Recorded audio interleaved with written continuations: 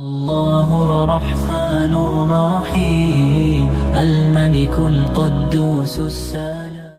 بسم الله الرحمن الرحيم الحمد لله رب العالمين والصلاة والسلام على رسولنا محمد وعلى آله وصحبه وسلم. اما بعد، ما از درس های اسماء الحسنا یکی از نام های زیبای الله تعالی که اللطیف می باشد همه را میگذاریم.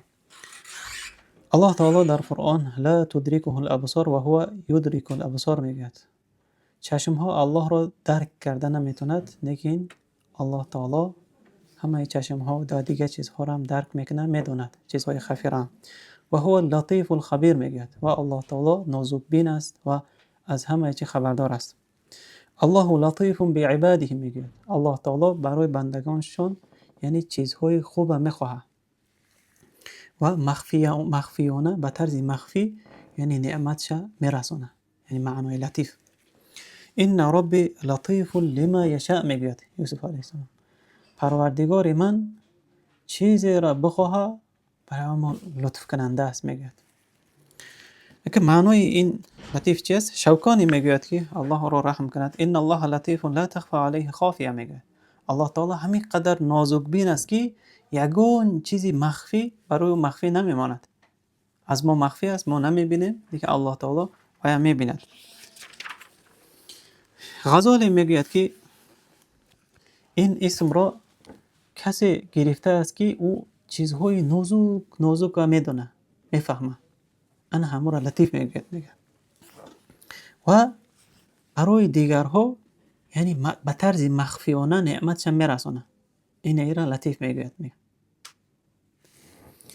معنای دیگری لطیف هو الذي يعلم مصالحك كلها، یعنی چی برای ما چی فایده ای همین را میدونه، همین لطیف است. یعنی و چی ضرر ای الله تعالی میدونه، همین معنای لطیف است. یعنی الله تعالی میگوید که در سوره لقمان علیه السلام میگوید که یا بنیه، به فرزندش نصیحت میکنه که انها ان تکن مثقال حبه من خردل، اگر همین کارت یا ذره چی باشه، میگه یا مایدک باشه، میگه بسیار نازک باشه، فتکون فی صخره، با همون ذره چه درونی سنگ ده باشه، میگه او فی السماوات او فی الارض، یا که آسمان ها ده یا جای دور ده باشه، میگه یا که درونی زمین ده باشه، میگه درونی زمین ده اگون کس نمیبینه کن یأتی به الله، میگه همون چیز الله تعالی میاره. میگه ما تو فکر نکنی که من یک گناه هم میکنم در پناهی در شبی یگون کس نیسته، تو گمان نکن که اون نیست نابود نمیشه. یعنی الله تعالی همون چیز میاره، یعنی نوشته میمونه، ملائکه‌اش نوشته است، از دست چپ از دست راست نوشته است و خودش هم بر بالای اون میدونه، دونسته است الله تعالی. یعنی خب الله تعالی در دیگر آیت الا یعلم من خلق و هو اللطیف الخبیر میگه، یعنی اون کسی که اون ذاتی که آفریده است و لطیف الخبیر است، نازک بین است، خبردار است و نمیداند. میگه یعنی مثلا نمی پلنشیت میگم، کامپیوتر میگم، یا تلفن میگم، یا ماشین مثال بگیریم. همین ماشین همین چیزا ساختگی آدم میسوزه کو چیوش تشکیل میکنه، زبچه چیزوش میمونه، ها میجوش جو میکنه، پروگرام چی تیار میکنه، ها همین چیزا همون صاحبش نقض میدونه یا که ما و شما همه چی میگه صاحبش نقض میدونه. میگه برای الله تعالی ما رو آفریده است، ما رو آفریده است، رزق داده است، قوت داده است. اون چیزی که برای ما فایده است، اون چیزی که برای ما ضرر است، همون را ما خودمون میدونیم بهتر یا که نباشه الله تعالی میدونه، فقط لطیف میدونه. برای قیاس الاوله میگه یعنی صاحب این چیز آفریده، ما میگم که آفریدگیش چی همون خودش میدونه، فرمش برام میگه کو الله تعالی همه صاحب همه چیز است، الله تعالی میدونه.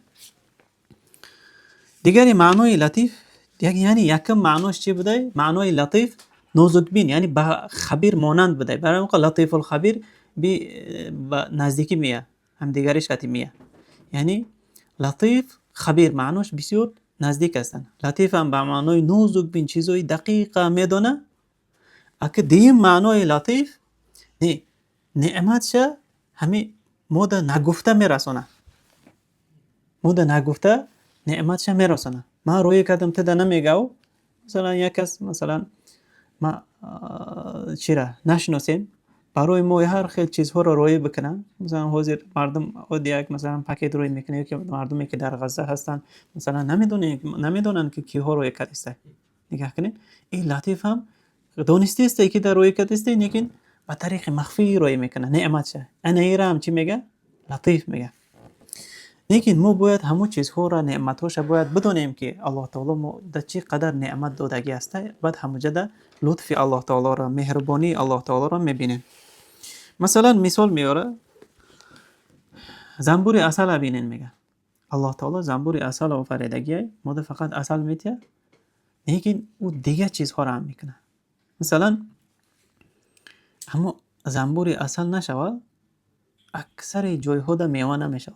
مثلا میوه ما سیب میخریم، ماندارین میخریم، دیگه چیزها هم همه چیزها را میگه همون زنبور عسل میروه این گلش هم میگیره، دیگه گلش تا میچسبونه، این باردار میکنه. بعد او میوه چی میشوه؟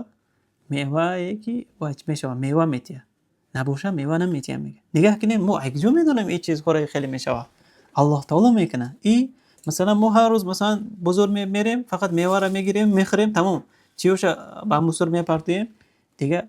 اگر الحمدلله بگیم بهترین. لیکن این میوه اگه اومده است با چی سبب؟ زنبور عسل را نگاه کنین الله تعالی خیلی فقط زنبور عسل نه، دیگه زنبورها را آفریدگی همه خیلی چیزها با گلهای درختها میشینه، ایش میگیره میچشه و دیگرش میبره. یعنی همو درختها هم جفت داره، یکیش چی مرد دیگرش چی وای برای هم دیگرش بردار میکنه. نگاه کنین این قدر لطف الله تعالی رو برای ما بعد میوه های خوب میه. فهمیدین؟ دیگرش مثال یوسف علیه السلام میگه. یوسف علیه السلام برادرش گرفتن با چوب پرتوفتن، زدن چوب پرتوفتن. لیکن یوسف علیه السلام همونجا چی میکرد؟ برای خودش برادرم ماده ظلم کرده است گفته خفه شد. لیکن الله تعالی بعد یوسف پیش ایو چی دیدگی بود علیه السلام؟ خوب دیدگی بود. انا خوبش ده ای 11 تا کس کتی و 11 ستاره کتی چی محتوا کتی افتو سجده کرده است بود. یعنی ای بالای تخت بود، یعنی صاحب یک ملک بزرگ بود. نگاه کنین اگه الله تعالی را لطفش ببینین که این سببش بیان کردک، چوخت پرتوفتک چی کردک، مصر بردک، خانه عزیز ده چی کردک، با هم در محبس افتاد. بعد ای محبس برآمدنش هم نگاه کنین محبس مثلا الله تعالی قدرت داشته که مثلا دیوالش تیز چپا میکرد، بخود دیوال زمین از اون الله تعالی است قلفش میکن همین خیلی میرفت چی میشید. لیکن الله تعالی لطفش تا خیلی طوری نمیگیره. لطف الله تعالی را همین خیلی خوبه چی در نشان داده، همو وای شانده پادشاه شانده یا خوب نشان داده، یگون کس نیفتک. بعد این را سبب کرده، سبب یوسف چی از چی برآمدن. بعدی که برآمد او دا چی وای صاحب وای جو کرده وای. بعد آخر ده کیاش فیراد کرده، صاحب خزینه صاحب اقتصاد شده. بعد پدر و مادر شاید اکاوش فیراد کرده. بعد گفته کو نگاه کنین تو همون درجه را برآمدن الله تعالی میتونست که یک لشکر را روی کنه، این فرعونی را نیست بکنه و یوسف همین برده بشنونه غصب کرده دیگه را تو رو مور هم مرا بکشه. همین خیلی هم ظاهرا هم بینا و الله چه کرده است یوسف برآورده مونده است. لیکن الله تعالی نگاه کنین درجه آهسته برد.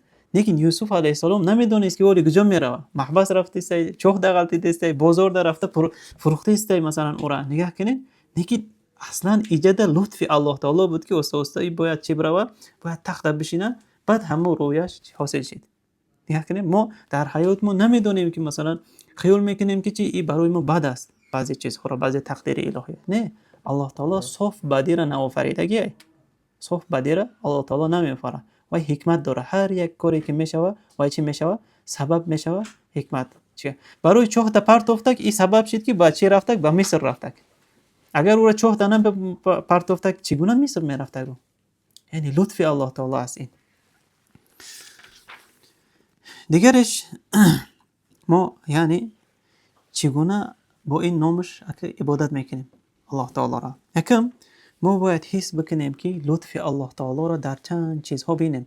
در نفس خودمان لطف الله تعالی هست، در کائنات لطف الله تعالی است، در آخرت لطف الله تعالی است. همین لطف الله تعالی را مؤلف چند جودا ذکر میکنه، همون را ما باید بدونیم. مثلا نفس خودمان ده لطف الله تعالی است. مثلا قلبمان چی کدست حرکت میکنه، ما خوام بکنیم قلب چی میکنه؟ حرکت میکنه. همو حرکت قلب برای ما همین خیلی آفریده است که ضرر نمیتیه. مثلا پیش سر ما یک کس بیایم خیلی زدن بگیره، خوام میبره، بس که میگوی به خاطری که تو مده ضرر رسانده است میگوی. لیکن الله تعالی همین قلب همین خیلی آفریدگی که یعنی 7 به 24 کار میکنه، یعنی یک دقیقه هم نمیسته، کار کردن میگیره. لیکن کارکنی قلب خودمان برای ما ضرر میرسونه؟ ای خوب ما میمونه؟ نه، این لطفی که لطف الله تعالی است. مثلا ما هر مثلا ثانیه دا چی میگیریم؟ نفس میگیریم، نفس هم میگیریم میبروریم ها، خوب بکنیم نفس گرفتن میگیریم. لیکن همین نفس گرفتن برآوردن ما برای ما ضرر میرسونه؟ نه، لطف الله تعالی که یعنی مهربانیش نعمتش همین خیلی برای ما رسانده موندگی که همون کار کردش چی برای ما ضرر نمیرسونه. حاضر مثلا تکنیک ها دیگه ماشین ها هر خیلی چیزها هسته، از آوازش چی مردم ضرر میبینه، یا که همسایه کم ترک وغاس بکنه چی بکنه خونش رفته وغاس نه که ما ده ضرر رسانده استی میگوی نگاه کنه. لیکن الله تعالی ما هم رنگ یک چی مثال بگیم قیاس بکنیم، یا زوادیم بسیار مرکب است میگه چیز انسان. مثلا چشم را چی کنیم میبینیم چند سال مثلا برای ما خدمت میکنه، این چشم گوش ها برای ما خدمت میکنه، قلب دیگه چیزها چند سال خدمت میکنه. لیکن اون چیزهایی که مثلا انسان ساختگی 1 سال 2 سال این خطایی میگه هرگز هم نیست میگه که هیچ قوت نمیتیه. لیکن اعضای انسان ببینه چقدر خدمت میکنه. این نعمت از جانبی که از جانب اون لطیفه که نعمت همین خیلی رساندگیه که برای ما چی یعنی برای ما نگفته رساندگیه. الله تعالی میتونست که مثلا دیگه کار خوب بکنه، لیکن همین خیلی نعمت رسانده مونده. این بعضی چیزهایی هسته که مثلا در کائنات لطف الله تعالی را ما باید ببینیم. مثلا چی زمین چند قد تیزی قطی چی میکنه رفته است، لیکن همین قدر تیزی ده برای چی برای ما مثلا کوه را چی را خانه و در و دیگه چیزها را شمال نمیبره. مثلا ماشین باشه تیز هی بکنیم 200 300 ما سمالیات بگیریم 900 1000 قطی میره، لیکن بالای سمالیات یگون چی بمونه میسته، یگون کس مثلا بشینه میپره میره برای که او تیزی ده چی نداره طاقت نداره. لیکن این زمین ببینین این قدر حرکت کرده است، لیکن لطف الله تعالی رو ببینین که چی کرده ما همین خیلی آرامانه چی گشته استیم. این نعمت الله تعالی که برای ما نگفته همین خیلی دادگیه در کائنات هست. این نگاه کنید مثلا یکی از نعمت های الله تعالی میگه ما کی میبریم وقتش الله میدونه که ما کی میبریم، لیکن برای ما معین نکرده. همین را از لطف الله تعالی است میگه. به خاطری که ما اگر بدونیم زیخ شدن اثر میکنیم دوله نمیشیم، او پیغمبرم او همه گودکو چی دوکم نوارا چیورا چی کدا چی او هم خفه میشوند، بابام رفته است مامام رفته است گفته همه چی رفته است، یک چی تشویش میشوه. پیام که الله تعالی و نامعلوم که یک حکمتش همین میگه از لطف الله تعالی میگه، از مهربانی الله تعالی میگه. برای اینکه الله تعالی الا یعلم من خلق و هو اللطیف الخبیر، او ذات آفریده است، ما را آفریده است، برای ما چی فایده ای چی ضرر ای الله میدونه که ما الله تعالی میدونه، به خاطری که لطیف است خبیر است میگه. بعد یک تا دیگه فایده اش میگه مثلا انسان عاقبتش مثلا برای ما بیان نکردگی در حال قیامت چی میشه مخصوص بیان نکرده، اینه که به طریق عمومی رسول الله صلی الله علیه و آله فهموندگیه قرآن ده آمدگیه، لیکن مخصوص برای چی بیان نکردگی که تو هم خیلی جدا میروی. اگر او خیلی بیان میکرده هم چی دوله نمیشیده موی سرش سفید شده اما تشویش غم میبره یعنی آدم. هم که این هم چی میگه لطف الله تعالی است میگه. بعد یکی از لطف الله تعالی میگه این انسان هم میگه فراموش کننده ساختگی آفریدگی. اگر ما میگه یگان چیز اگر فراموش نمیکردیم میگه معلومات ها جمع شدن میگیره که مثلا یک کس قتی جنگ کردگین گپوشه چیوشه همش اگر جمع شده بمونه که بینه فقط هموقتی کردن میگیریم. یعنی این هم لطف الله تعالی است، میگه چیزها رو ما چی میکنیم فراموش میکنیم، همون چیزهای ضرر چیو میره میگه.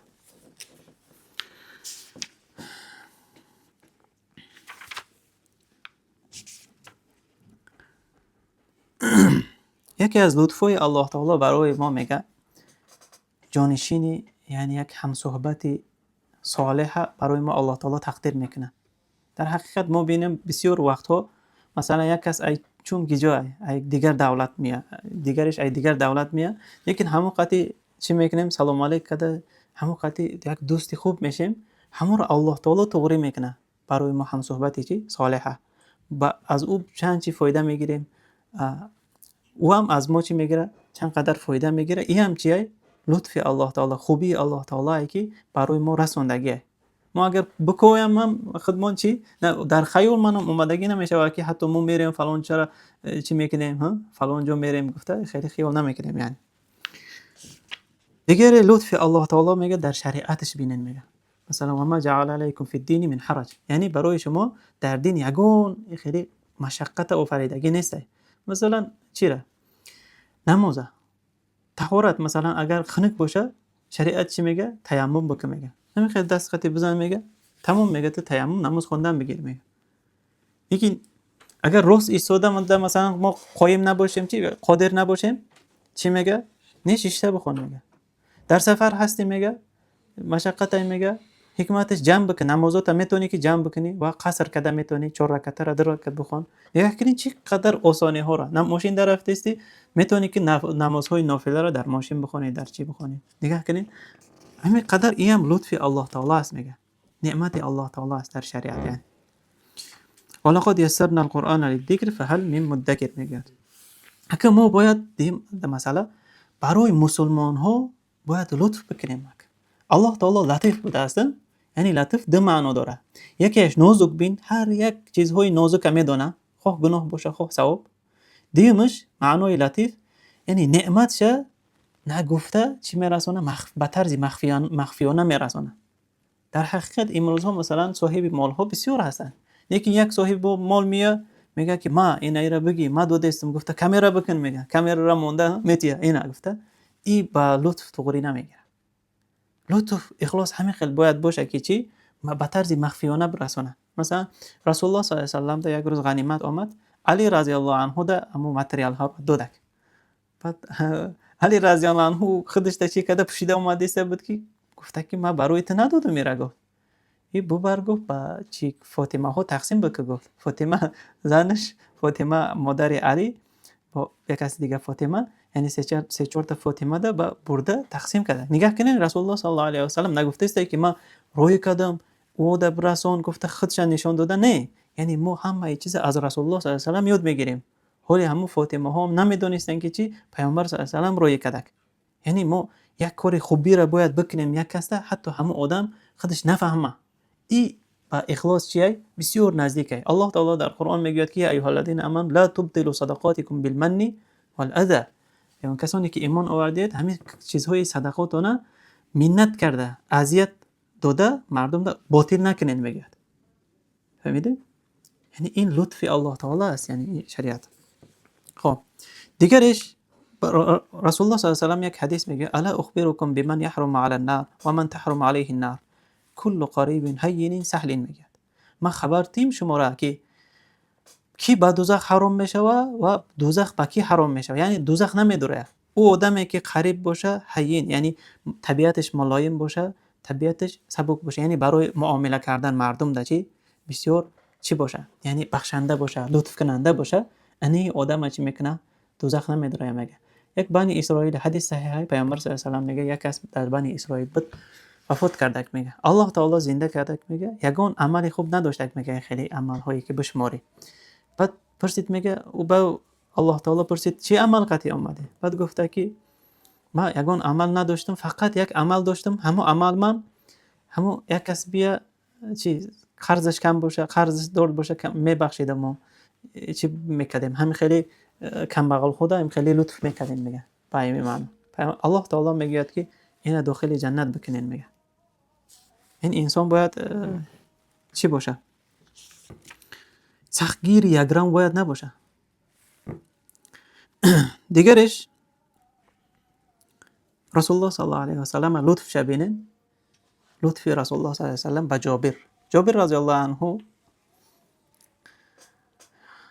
شترش در سفر راه نمیروه، پیامبر صلی الله علیه و سلم اومده چی میکنه؟ یتم میزنه و میروه، میفروشی میگه.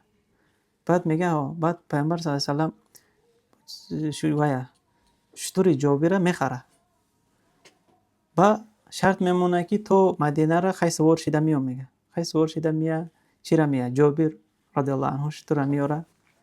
بعد بلال ده پیامبر صلی الله علیه و سلم میگه ایرس باشه بته، میگه مالش میتیه، مالش زیادی کرده میتیه چند برابر، شترش هم میتیه.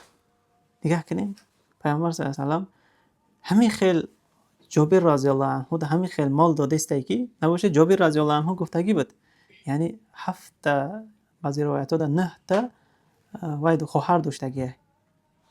برای همون جابر رضی الله عنه وای زنی بیواره گرفتگی تو اینکه این وای را دخترها را نگه بین کنه. گفته رسول الله صلی الله علیه و سلم ببینین نگه ما این اسوما بگی جابر تو گودکو را نگه میکنی، نه، بلکه به طریق سودا معامله کرده. جابر هم خودش نفهمیده است که چی شده است ایجاده، هم پولشه هم شترشه هم با دو دسته.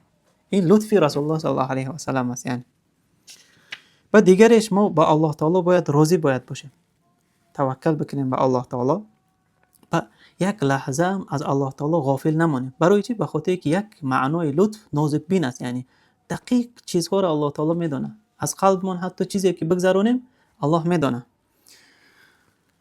همین لقمان میگه که یا بنی انها ان تکو مثقال خردل، میگه ای فرزندم، میگه اگر همون کاری گناه همون عمل کم یک ذره چه هم باشه، خود درونی سنگ ده باشه، خود آسمان ها ده باشه جای دور، خود تای زمین ده باشه، یأتی به الله تعالی او را میاره. همین قدر لطف نه نازک بین است. میگه ما باید از این چیز باید غافل نمانیم. دیگر آخرانش ما باید یا از یک چیز باید غافل نمانیم که لطف الله تعالی یعنی نازک بینش. الله تعالی میگه که و نضع موازین القسط، یعنی ترازوهای عدالت رو ما در روز قیامت جا میکنیم. میگه ترازوی چی؟ عدالت. برای چه عدالت گفته است؟ بر خاطری که امروزها در سودها در چی ها عدالت گفته، سود چی میکنن که در دنیا نه، اینها عدالت نیست. به خاطری که حکم چی بالای ظلم ده ساخته شدگی. ترازوهای عدالت رو در روز قیامت میمانیم. فلا تظلم نفس شیئا، یگان نفس خواه کافر باشه خواه مسلمان باشه یگان چیز ظلم کرده نمیشود. میگه الله تعالی و این کان مثقال حبه من خردل اتینا بها، میگه اگر یک ذره چم باشه همون را میاریم. میگه الله تعالی نوشته ماندگی، یعنی و کفى بنا حاسبین. آخرون ما از این درس چی فایده میگیریم؟ یکم الله تعالی لطیف بوده است. معنای لطیف دو معنا داشته است. یکی از نازک بین، رنگ خبردار. دویمش نعمتش چی به طریق مخفیانه میرسونده، یعنی به طریق مخفیانه نعمتش چی میکرده میرسونده برای ما. دیم یعنی لطیف رو ما باید بینیم در نفس هامون. مثلا چی قدر نعمت ها رو دادگیه که ای بیان نکردگیه. دیگرش در کائنات لطف الله تعالی را بینیم که همین قدر زمین هموار تنج خاطر جمع مثلا آفریدگی ما مثلا میگردیم، شمال ها مثلا ما را نبرده است یا که مثلا دیگه چیزها. این لطف الله تعالی است. و دیگر لطفش هم ما باید الله تعالی را چی باید بینیم، یعنی نعمت الله تعالی را باید بینیم.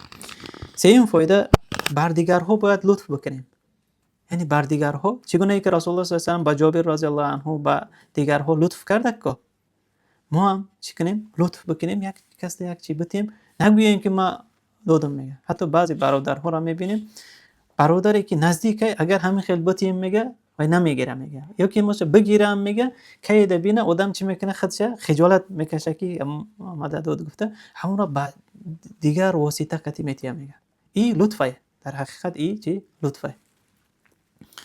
چهارم فایده با عملها، یعنی در روز قیامت نازک بینی الله تعالی را فراموش نکنیم. ما چیزی کنیم چی ما فکر نکنیم که مثلا بسیار مردم چی در مخفیانه ها چی میکنه، هر خیلی چیزها گناه میکنه، الله تعالی او را حساب کتاب میکنه در روز قیامت. و نزع موازین القسط لیوم القیامه میگه.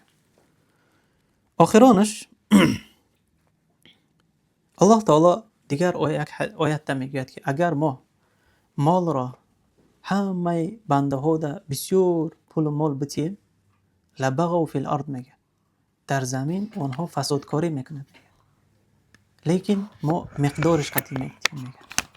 یعنی برای ما الله تعالی مقدر کرده است همون قدر تقدیر مال، این برای ما چه بده؟ بهتر بده. این برای ما بهتر. اگر ما خیلی تجارت داشته باشیم چی ایجاد نمیشینیم میگه ای قفای تجارت میشیم. یعنی این هم چی بوده؟ لطف الله تعالی بوده است. یعنی یا که به زنا دست میزنه، یا که بر دیگه چیزها دست، یا که به کارهای حرام ریبا شاید ارله شود، برای اون چی لطف الله تعالی است. در آخر الله تعالی را دعا میکنیم که الله تعالی برای ما لطف خودش عطا بکنه، ما را هم از جمله همین لطیف ها بگردانه، یعنی لطف بندگانش لطف یعنی نعمت هاش به طریق مخفیانه میرسونه، و در آخرت سعادت آخرت هم سعادت این دنیا را هم نصیب بکنه. سبحانك اللهم و بحمدك اشهد ان لا اله الا انت استغفرك و اتوب الیک. بسم الله الرحمن الرحیم. الحمد لله رب العالمین والصلاة والسلام على رسولنا محمد وعلى آله وصحبه وسلم. اما بعد، ما از درس های اسماء الحسنا یکی از نام های زیبای الله تعالی که اللطیف باشد همه را میگذاریم. الله تعالی در قرآن لا تدرکه الابصار و هو یدرک الابصار میگوید. چشم ها الله را درک کرده نمیتواند، لیکن الله تعالی همه چشم ها و دیگه چیزها را هم درک میکنه، میداند چیزهای خفی را. و هو اللطیف الخبیر میگوید و الله تعالی نازک بین است و از همه چی خبردار است. الله لطیف بعباده میگوید. الله تعالی برای بندگانشون یعنی چیزهای خوب میخواهد و مخفیانه به طرز مخفی یعنی نعمتش میرسونه، یعنی معنای لطیف. این ربی لطیف لما یشاء میگوید یوسف علیه السلام. پروردگار من چیزی را بخواه برای ما لطف کننده است میگوید. اگه معنای این لطیف چیست؟ شوکانی میگوید که الله را رحم کند. این الله لطیف لا تخفى علیه خافیه میگوید. الله تعالی همین قدر نازک بین است که یگون چیزی مخفی برای مخفی نمیماند. از ما مخفی است، ما نمیبینیم، لیکن الله تعالی آیا میبیند. غزالی میگوید که این اسم را کسی گرفته است که او چیزهای نازک را میدونه، میفهمه. انا همه را لطیف میگوید. و برای دیگرها یعنی به طرز مخفیانه نعمتش میرسونه. این ایرا لطیف میگوید. معنای دیگری لطیف هو الذي یعلم مصالحك كلها، یعنی چی برای تو، برای ما چی فایده ای همه را میدونه، همه لطیف است. یعنی و چی ضرر ای الله تعالی میدونه، همه معنای لطیف است. یعنی الله تعالی میگوید که در سوره لقمان علیه السلام میگوید که یا بنیه، به فرزندش نصیحت میکنه که انها ان تکن مثقال حبة من خردل، اگر همین کارت یه ذره چی باشه میگه، اما دگ باشه میگه، بسیار نازک باشه، فتکون فی صخره، با همون ذره چه درونی سنگ ده باشه میگه، او فی السماوات او فی الارض، یا که آسمان ها ده یا جای دور ده باشه میگه، یا که درونی زمین ده باشه میگه. درونی زمین ده اگون کس نمیبینه کن. یأتی به الله میگه، همون چیز الله تعالی میاره میگه. ما تو فکر نکی که ما یک گناه هم میکنم در پناهی در شبی پی یگون کس نیسته، تو گمان نکن که اون نیست نابود نمیشه. یعنی الله تعالی همون چیز میاره، یعنی نوشته میمونه، ملائکه‌اش نوشته است، از دست چپ از دست راست نوشته است و خودش هم بر بالای اون میدونه، دونسته است الله تعالی. یعنی خب الله تعالی در دیگر آیت الا یعلم من خلق و هو اللطیف الخبیر میگه، یعنی اون کسی که آن ذاتی که آفریده است وای لطیف الخبیر است، نازک بین است، خبردار است، وای نمیداند میگه. یعنی مثلا نمی پلنشیت میگم، کامپیوتر میگم یا تلفن میگم یا ماشین مثال بگیریم. همین ماشین همین چیز ساختگی آدم میسوزه کو چیوش تشکیل میکنه، زبچه چیزوش میمونه ها، مجوش جو میکنه، پروگرام چی تیار میکنه ها، همین چیز همون صاحبش نقض میدونه یا که ما و شما همه چی میگه صاحبش نقض میدونه. میگه برای الله تعالی ما رو آفریده است، ما رو آفریده است، رزق داده است، قوت داده است. اون چیزی که برای ما فایده است، اون چیزی که برای ما ضرر است، همون را ما خودمون میدونیم بهتر یا که نباشه الله تعالی میدونه، فقط لطیف میدونه. برای قیاس الاوله میگه یعنی صاحب این چیز آفریده، مو میگم که آفریدگیش چی همون خودش میدونه، فرمش برام میگه کو الله تعالی همه صاحب همه چیز است، الله تعالی میدونه. دیگری معنای لطیف یعنی یکم معناش چی بوده؟ معنای لطیف نازک بین یعنی با خبیر مانند بوده. برای موقع لطیف الخبیر با نزدیکی میه، هم دیگریش کتی میه. یعنی لطیف خبیر معناش بسیار نزدیک هستن. لطیف هم به معنای نازک بین چیزای دقیق میدونه. اگه دیم معنای لطیف نه نعمت شه همین ماده نگفته میرسونه، ماده نگفته نعمت شه میرسونه. ما روی کردم تده نمیگه، مثلا یک کس مثلا ما چی را نشناسیم برای ما هر خیلی چیزها رو روی بکنن، مثلا حاضر مردم یک مثلا پاکت روی میکنه که مردمی که در غزه هستن مثلا نمیدونن که کیها روی کرده است. نگاه کنین این لطیف هم دونستی است که در روی کرده است، لیکن به طریق مخفی روی میکنه نعمت شه. انا ایرا هم چی میگه؟ لطیف میگه. لیکن ما باید همه چیزها را نعمتهاش باید بدونیم که الله تعالی ما در چی قدر نعمت دادگی است. بعد همونجا در لطف الله تعالی را، مهربانی الله تعالی را میبینیم. مثلا مثال میاره زنبور اصل بینین، میگه الله تعالی زنبور اصل آفریدگی ما فقط اصل میتیه، لیکن او دیگه چیزها را هم میکنه. مثلا اما زنبور اصل نشوه اکثر جایها در میوه نمیشه. مثلا میوه ما سیب میخوریم، ماندارین میخوریم، دیگه چیزها همه چیزها را میگه همون زنبور اصل میروه این گلش میگیره، دیگه گلش تا میچسبونه، این باردار میکنه. بعد او میوه چی میشوه؟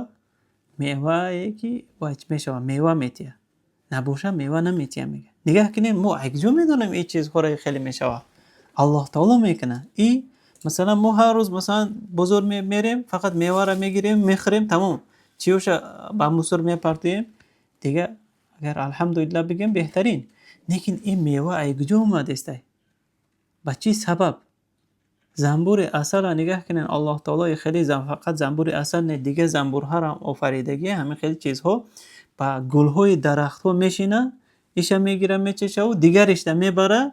یعنی همو درخت ها هم جفت داره، یکیش چی مرد دیگرش چی وای برای هم دیگرش بردار میکنه. نگاه کنین این قدر لطف الله تعالی رو برای ما بعد میوه های خوب میه. فهمیدین؟ دیگرش مثال یوسف علیه السلام میگه. یوسف علیه السلام برادرش گرفتن با چوب پرتوفتن، زدن چوب پرتوفتن. لیکن یوسف علیه السلام همونجا چی میکرد؟ برای خودش برادران ماده ظلم کرده است، گفته خفه شد. لیکن الله تعالی بعد یوسف پیش ایو چی دیدگی بود علیه السلام؟ خواب دیدگی بود. انا خوابش ده ای 11 تا کس کتی و 11 ستاره کتی چی محتو کتی آفتو سجده کرده است بود. یعنی ای بالای تخت بود، یعنی صاحب یک ملک بزرگ بود. نگاه کنین اگه الله تعالی را لطف شبینین که این سببوش بیان کردک، چوخت پرتوفتک چی کردک، مصر بردک، خانه عزیز ده چی کردک، با هم در محبس افتاد. بعد ای محبس برامدنش هم نگاه کنین محبس مثلا الله تعالی قدرت داشته که مثلا دیوالاش تیز چپا میکرد، بخاطر دیوال زمین از اون الله تعالی است، قلوفش میکند همین خیلی میرفت چی میشید. لیکن الله تعالی لطفش تا خیلی طوری نمیگیره. لطفی الله تعالی را همین خیلی خوبه چی در نشان داده، همو وایشان ده پادشاه شانده یا خوب نشان داده، یگون کس نیفته. بعد ای را سبب کده، سبب یوسف چی از چی برآمدن. بعدی که برآمد او دا چی وای صاحب وای جو کدک وای بعد آخر ده کیوش فیراد کدک، صاحب خزینه صاحب اقتصاد شدک. بعد پدر و مادر شد اکوش فیراد کدک. بعد گفته کو نگه کنین تو همو درجه را برآمدن الله تعالی میتونست که یک لشکر را روی کنه، این فرعونیا را نیست بکنه و یوسف همین برده بشنونه، غصب کرده دیگر طور مور هم مرا بکشه، همین خیلی هم ظاهرا هم بینا و الله چه کده است یوسف برآورده مونده است. لیکن الله تعالی نگاه کنین درجه آهسته برد. لیکن یوسف علیه السلام نمیدونست که ولی کجا میره، محبس رفته است، چوخ ده غلطیده است، بازار ده رفته فروخته است مثلا او را نگاه کنین. لیکن اصلا ایجاد لطف الله تعالی بود که استا باید چی بروه، باید تخت بشینه، بعد همه رویش حاصل شد. نگاه کنیم ما در حیات ما نمیدونیم که مثلا خیال میکنیم که چی این برای ما بد است، بعضی چیزها را، بعضی تقدیر الهی. نه، الله تعالی صاف بدی را نآفریدگی، صاف بدی را الله تعالی نمیفره و حکمت داره. هر یک کاری که میشوه و چی میشوه سبب میشوه حکمت. چیه برای چوخ تا پرت افتک این سبب شد که بچه رفتک به مصر رفتک. اگر او را چوخ تا نم پرت افتک چگونه مصر میرفتک؟ یعنی لطف الله تعالی است این. دیگرش ما یعنی چگونه با این نامش عبادت میکنیم الله تعالی را. یکم ما باید حس بکنیم که لطف الله تعالی را در چند چیزها بینیم. در نفس خودمان لطف الله تعالی هست، در کائنات لطف الله تعالی است، در آخرت لطف الله تعالی است. همین لطف الله تعالی را مؤلف چند جودا ذکر میکنه، همون ما باید بدونیم. مثلا نفس خودمان ده لطف الله تعالی است. مثلا قلب من چی کدست حرکت میکنه، ما خوام بکنیم قلب چی میکنه، حرکت میکنه. همو حرکت قلب برای ما همین خیلی آفریده است که ضرر نمیتیه. مثلا پیش سر ما یک کس بیایم خیلی زدن بگیره، خوام میبره، بس که میگوی به خاطری که تو مده ضرر رسانده است میگوی. لیکن الله تعالی همین قلب همین خیلی آفریدگی که یعنی 7 به 24 کار میکنه، یعنی یک دقیقه هم نمیسته، کار کردن میگیره. لیکن کارکنی قلب خودمان برای ما ضرر میرسونه، ای خوب میمونه؟ نه، این لطفی که لطف الله تعالی است. مثلا ما هر مثلا ثانیه دا چی میگیریم؟ نفس میگیریم، نفس هم میگیریم میبروریم ها، خوام بکنیم نفس گرفتن میگیریم. لیکن همین نفس گرفتن برآوردن ما برای ما ضرر میرسونه؟ نه، لطف الله تعالی که یعنی مهربانیش نعمتش همین خیلی برای ما رسانده موندگیه که همون کار کردش چی برای ما ده ضرر نمیرسونه. حاضر مثلا تکنیک ها دیگه ماشین ها هر خیلی چیزها هسته، از آوازش چی مردم ضرر میبینه، یا که همسایه کم ترک وغاز بکنه چی بکنه خونش رفته وغاز نه که ما ده ضرر رساندیستی میگوی. نگاه کنه. لیکن الله تعالی ما هم رنگ یک چی میگیم، مثال بگیم قیاس بکنیم، یا زوادیم بسیار مرکب است میگه چیز انسان. مثلا چشم را چیکنه میبینیم چند سال مثلا برای ما خدمت میکنه، این چشم گوش ها برای ما خدمت میکنه، قلب دیگه چیزها چند سال خدمت میکنه. لیکن اون چیزهایی که مثلا انسان ساختگی 1 سال 2 سال این خطایی میگه که هر گینم نیست میگه که هیچ قوت نمیتیه. لیکن اعضای انسان ببینه چقدر خدمت میکنه. این نعمت از جانبی که از جانب اون لطیفه که نعمت همین خیلی رساندگیه که برای ما چی یعنی برای ما نگفته رساندگیه. الله تعالی میتونست که مثلا دیگه کارخو بکنه، لیکن همین خیلی نعمتش رسانده مونده. این بعضی چیزهایی هسته که مثلا در کائنات لطف الله تعالی را ما باید بینیم. مثلا چی زمین چند قد تیزی قطی چی میکنه رفته استای. لیکن همین قدر تیزی ده برای چی؟ برای ما مثلا کوه را چیو را خانه و در و دیگه چیزها را شمال نمیبره. مثلا ماشین باشه تیز هی میکنیم 200 300 ما سمالیات بگیریم ای 900 1000 قطی میره. لیکن بالای سمالیات یگون چی بمونه میسته یگون کس مثلا بشینه میپره میره برای که او تیزی ده چی نداره طاقت نداره. لیکن این زمین ببینین این قدر حرکت کرده است. لیکن لطف الله تعالی رو ببینین که چی کرده ما همین خیلی آرامانه چی گشته استیم. این نعمت الله تعالی که برای ما نگفته همین خیلی دادگیه در کائنات هست. نگاه کنید مثلا یکی از نعمت های الله تعالی میگه ما کی میبریم وقتش الله میدونه که ما کی میبریم. لیکن برای ما معین نکرده. همیرا از لطف الله تعالی است میگه.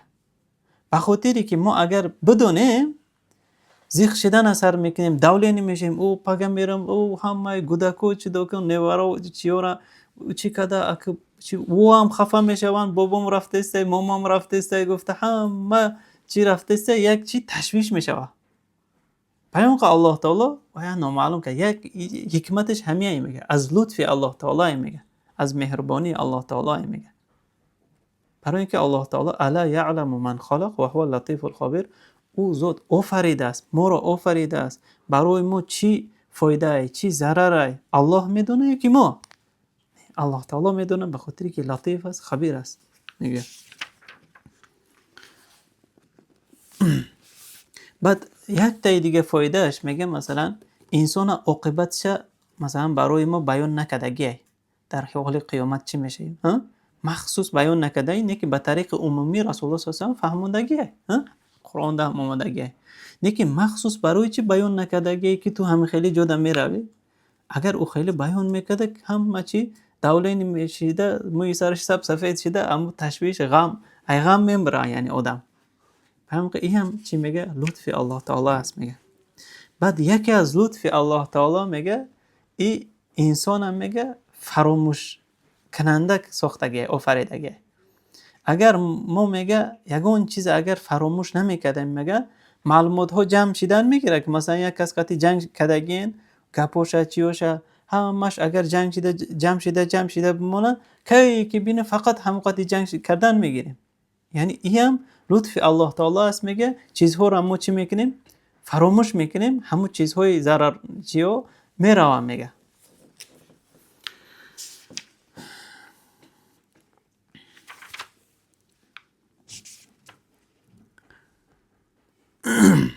یکی از لطفای الله تعالی برای ما میگه جانشینی یعنی یک همصحبت صالح برای ما الله تعالی تقدیر میکنه. در حقیقت ما بینیم بسیار وقتها مثلا یک کس ای چون گیجا ای دیگر دولت میه دیگرش ای دیگر دولت میه لیکن همون قطعی چی میکنیم سلام علیک کده همون قطعی یک دوستی خوب میشیم همون رو الله تعالی توری میکنه برای ما همصحبتی چی صالحه از او چند چی فایده میگیریم او هم از ما چی میگیره چند قدر فایده میگیره. این هم چیه لطف الله تعالی خوبی الله تعالی که برای ما رسوندگیه. ما اگر بکویم هم خدمت چی در خیال منم اومدگی نمیشه که حتی ما میریم فلان چرا چی میکنیم فلان جا میریم گفته خیلی خیال نمیکنیم. یعنی دیگر لطف الله تعالی میگه در شریعتش بینن میگه مثلا و ما جعل علیکم فی الدین من حرج یعنی برای شما در دین یگون خیلی مشقت آفریدگی نیسته. مثلا چیره نمازه طهارت مثلا اگر خنک باشه شریعت چی میگه تیمم بکن میگه همین خیلی دست خطی بزن میگه تمام میگه تو تیمم نماز خوندن بگیر میگه. لیکن اگر راست ایستاده مثلا ما قایم نباشیم چی قادر نباشیم چی میگه نه شیشته بخون میگه. در سفر هستی میگه مشقت میگه حکمتش جمع بکن نمازات میتونی که جمع بکنی و قصر کده میتونی 4 رکعت را 2 رکعت بخون. نگاه کنین چی قدر آسانی ها را ماشین در رفته استی میتونی که نمازهای نافله را در ماشین بخونی در چی بخونی. نگاه کنین همین قدر این هم لطف الله تعالی است میگه نعمت الله تعالی است در شریعت. یعنی ولقد یسرنا القرآن للذکر فهل من مدکر میگه. اگه ما باید دیم مثلا برای مسلمان ها باید لطف بکنیم. الله تعالی لطیف بوده است. یعنی لطیف دو معنا داره. یکیش نازک بین، هر یک چیزهای نازک میدونه، خواه گناه باشه خواه ثواب. دیمش معنای لطیف یعنی نعمتش نگفته چی میرسونه، به طرز مخفیانه میرسونه. در حقیقت امروز ها مثلا صاحب مال ها بسیار هستن. یکی یک صاحب مال میگه که ما اینا را بگی، ما دو دستم، گفته کامیرا بکن، میگه کامیرا را مونده میتیه، اینا گفته ای با لطف تغری نمیگیره. لطف اخلاص همین خیلی باید باشه که چی به طرز مخفیانه برسونه. مثلا رسول الله صلی الله علیه و سلم ده یک روز غنیمت آمد، علی رضی الله عنه ده امو متریال ها رو دادک. بعد علی رضی الله عنه خودش تا چی کده پوشیده اومده است بود که گفته که ما برای تو ندادم. میره گفت ای ببر، گفت با چی فاطمه ها تقسیم بکن. گفت فاطمه زنش، فاطمه مادر علی با یک کس دیگه فاطمه، یعنی سه چهار تا فاطمه ده برده تقسیم کرده. نگاه کنین رسول الله صلی الله علیه و سلم نگفته است که ما روی کدم او ده برسون، گفته خودش نشان داده. نه، یعنی ما همه چیز از رسول الله صلی الله علیه و سلم یاد میگیریم. حالی همو فاطمه ها هم نمیدونستن که چی پیامبر صلی الله علیه و سلم روی کدک. یعنی ما یک کار خوبی را باید بکنیم یک کس حتی همو آدم خودش نفهمه. ای با اخلاص چیه؟ بسیار نزدیکه. الله تعالی در قرآن میگوید که ایها الذین آمنوا لا تبطلوا صدقاتکم بالمن والاذى. یعنی کسانی که ایمان آوردید همین چیزهای صدقاتونه منت کرده، اذیت داده مردم ده باطل نکنین میگید. فهمیدید؟ یعنی این لطف الله تعالی است، یعنی شریعت. خب دیگرش رسول الله صلی الله علیه و سلم یک حدیث میگه الا اخبركم بمن يحرم على النار ومن تحرم عليه النار كل قریب هین سهل. میگه ما خبر تیم شما را که کی به دوزخ حرام میشه و دوزخ به کی حرام میشه. یعنی دوزخ نمیدوره. او آدمی که قریب باشه، هین یعنی طبیعتش ملایم باشه، طبیعتش سبک باشه، یعنی برای معامله کردن مردم ده چی بسیار چی باشه، یعنی بخشنده باشه، لطف کننده باشه. انی آدم چی میکنه؟ دوزخ نمیدوره. میگه یک بنی اسرائیل، حدیث صحیحه، پیامبر صلی الله علیه و سلم میگه یک کس در بنی اسرائیل بود وفات کردک. میگه الله تعالی زنده کردک. میگه یگان عمل خوب نداشتک. میگه خیلی عمل هایی که بشماری.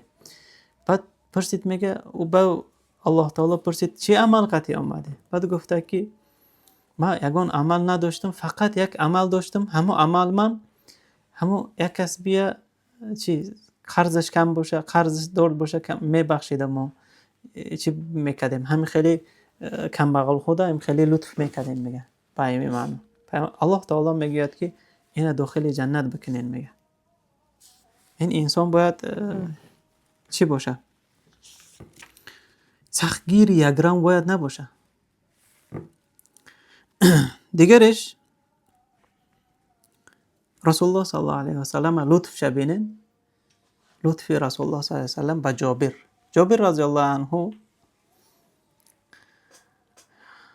شترش در سفر راه نمیروه. پیامبر صلی الله علیه و سلم اومده چی میکنه؟ یتم میزنه و میروه میفروشی. میگه بعد میگه بعد پیامبر صلی الله علیه و سلم شویه شتر جابر میخره با شرط میمونه که تو مدینه را خی سوار شده میام. میگه خی سوار شده میه چی را میه؟ جابر رضی الله عنه شتر را میاره. بعد بلال ده پیامبر صلی الله علیه و سلم میگه ایراز باشه بته. میگه مالش میتیه، مالش زیادی کرده میتیه چند برابر، شترش هم میتیه. نگاه کنین پیامبر صلی الله علیه و سلم همین خیل جابر رضی الله عنه ده همین خیل مال داده است که نباشه. جابر رضی الله عنه گفتگی بود، یعنی 7 تا بعضی روایت‌ها ده 9 تا وای خواهر داشتگیه. برای همون جابر رضی الله عنه و زنی بیواره گرفتگی تو اینکه این وایارا دخترها را نگاه بین کنه. گفته رسول الله صلی الله علیه و سلم ببینین نگاه ما این سوما بگی جابر تو گودکو را نگاه میکنی، نه، بلکه با طریق سودا معامله کرده. جابر هم خودش نفهمیده است که چی شده است ایجاده، هم پولشه هم شترشه هم با دو دسته.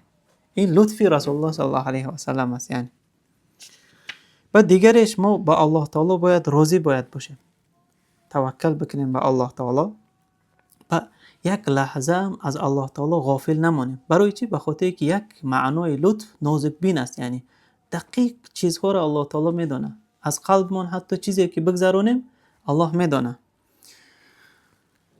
همین لقمان میگوید که یا بنی انها ان تکو مثقال خردل، میگه ای فرزندم، میگه اگر همو کاری گناه همو عمل کم یک ذره چه هم باشه، خود درونی سنگ ده باشه، خود آسمان ها ده باشه جای دور، خود تای زمین ده باشه، یأتی به الله، الله تعالی او را میاره. همین قدر لطف نه نازک بین است. میگه ما باید از این چیز باید غافل نمانیم. دیگر آخرانش ما باید از یک چیز باید غافل نمانیم که لطف الله تعالی یعنی نازک بینش. الله تعالی میگه که و نضع موازین القسط و نضع موازین القسط، یعنی ترازوهای عدالت رو ما در روز قیامت جا میکنیم. میگه ترازوی چی؟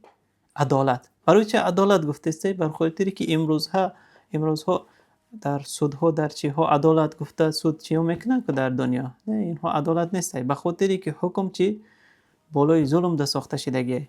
ترازوهای عدالت رو در روز قیامت میمانیم. فلا تظلم نفس شیئا، یگون نفس خواه کافر باشه خواه مسلمان باشه یگون چیز ظلم کرده نمیشود. میگه الله تعالی و این کان مثقال حبه من خردل اتینا بها، میگه اگر یک ذره چه هم باشه همه را میاریم. میگه الله تعالی نوشته ماندگی، یعنی و کفى بنا حاسبین. آخرون ما از این درس چی فایده میگیریم؟ یکم الله تعالی لطیف بوده است. معنای لطیف دو معنا داشته است. یکی از نازک بین، رنگ خبردار. دویمش نعمتش چی؟ به طریق مخفیانه میرسانده، یعنی به طریق مخفیانه نعمتش چی میکرده؟ میرسانده برای ما. دیم یعنی لطفی لطیف رو ما باید بینیم در نفس هامان. مثلا چی قدر نعمت ها رو دادگیه که ای بیان نکدگیه. دیگرش در کائنات لطف الله تعالی رو بینیم که همین قدر زمین هموار تنج خاطر جمع مثلا آفریدگی ما مثلا میگردیم، شمال ها مثلا ما رو نبرده است یا که مثلا دیگه چیزها. این لطف الله تعالی است. و دیگر لطفش هم ما باید الله تعالی را چی باید بینیم، یعنی نعمت الله تعالی را باید بینیم. سوم فایده بر دیگرها باید لطف بکنیم، یعنی بر دیگرها چگونه ای که رسول الله صلی الله علیه و آله با جابر رضی الله عنه با دیگرها لطف کرده که ما هم چی کنیم؟ لطف بکنیم. یک کس یک چی بتیم نگوییم که ما دادم. میگه حتی بعضی برادرها را میبینیم، برادری که نزدیکه اگر همین خیلی بتیم میگه وای نمیگیره. میگه یا که موشه بگیرم میگه که ببینه آدم چی میکنه خودشه خجالت میکشه که آمده داد گفته همون را با دیگر واسطه کتی میتیه. میگه این لطفه، در حقیقت این چی؟ لطفه. چهارم فایده با عملها، یعنی در روز قیامت نازک بینی الله تعالی را فراموش نکنیم. ما چیزی کنیم چی ما فکر نکنیم که مثلا بسیار مردم چی در مخفیانه ها چی میکنه، هر خیل چیزها گناه میکنه، الله تعالی او را حساب کتاب میکنه در روز قیامت. و نضع موازین القسط لیوم القیامه. میگه آخرانش الله تعالی دیگر آیت میگه که اگر ما مال را همه بنده ها ده بسیار پول مال بتیم لبغوا فی الارض، میگه در زمین آنها فسادکاری میکنند، لیکن ما مقدارش قطعی میگه. یعنی برای ما الله تعالی مقدر کرده است همون قدر تقدیر مال، این برای ما چی بده؟ بهتر بده. این برای ما بهتر. اگر ما خیلی تجارت داشته باشیم چی ایجاد نمیشینیم. میگه ای قفای تجارت میشیم. یعنی این هم چی بوده؟ لطف الله تعالی بوده است. یعنی یا که بزینا دست میزنه یا که بر دیگه چیزها دست میزنه، یا که با کارهای حرام ریبا شاید عرلش شود، برای اون قچی لطف الله تعالی است. در آخر الله تعالی را دعا میکنیم که الله تعالی برای ما لطف خودش عطا بکنه، ما را هم از جمله همین لطیف ها بگردانه، یعنی بندگانش لطف یعنی نعمت هاش به تعریفی طریق مخفیانه میرسونه و در آخرت سعادت آخرت هم سعادت این دنیا را هم نصیب بکنه. سبحانك اللهم و بحمدك اشهد ان لا اله الا انت نستغفرك و نتوب الیک. يوم هو الفرقان يذكره القرآن كان المراد قافلة